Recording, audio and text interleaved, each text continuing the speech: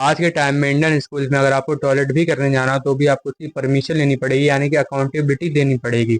अगर आप अपनी नोटबुक लाना भूल जाते हो, अगर आप अपनी बुक लाना भूल जाते हो, प्रैक्टिकल फाइल लाना भूल जाते हो, होम असाइनमेंट करना भूल जाते हो, तो आपको उसकी अकाउंटेबिलिटी देनी पड़ेगी कि आप क्यों करना भूल गए। तो आज के टाइम में जो सिस्टम कंट्रोल कर रहा है, एजुकेशन सिस्टम कंट्रोल कर रहा है, फिर उसका जो मिनिस्टर है सबसे ऊपर वाले पद पे है, एजुकेशन मिनिस्टर, अगर वो कोई गलती कर दे, उससे अगर पेपर लीक हो जाए, जो कि पहली बार नहीं हुआ और भी कई पेपर लीक हो चुके हैं, तो उसे भी रिजाइन देना ही पड़ेगा, उसे भी अकाउंटेबिलिटी लेनी ही पड़ेगी। तो इंडियन स्टूडेंट्स को लेकर के ऐसे बहुत सारे रूल्स हैं जिनका कोई मतलब नहीं होता। मतलब आपको टॉयलेट जाना तो भी आपको अकाउंटेबिलिटी देनी है, अगर आपको अपनी नोटबुक नहीं लाए हो तो आपको उसकी अकाउंटेबिलिटी देनी है। तो आज के टाइम में जो एजुकेशन मिनिस्टर जो कि इतने बड़े पद पे है, तो वो क्यों नहीं रिजाइन दे सकता है, फिर अपनी गलती एक्सेप्ट नहीं कर सकता है, फिर अकाउंटेबिलिटी नहीं ले सकता। नीट का पेपर कोई छोटा मोटा पेपर नहीं है, ये बात तो सबको पता है, नेशनल लेवल पे होता है वो पेपर, एंड उस पर कितने सारे बच्चे अटेम्प्ट करते हैं।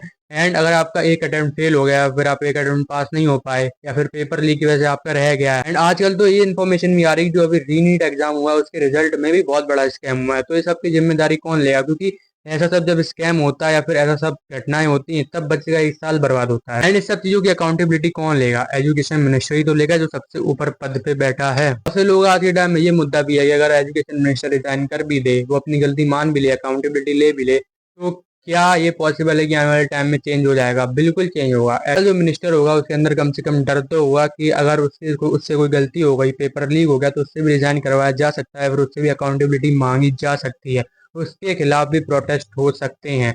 भले ही इस सरकार का हो या फिर दूसरी अगली सरकार जो है उसका एजुकेशन मिनिस्टर, उसके अंदर कम से कम डर तो होगा।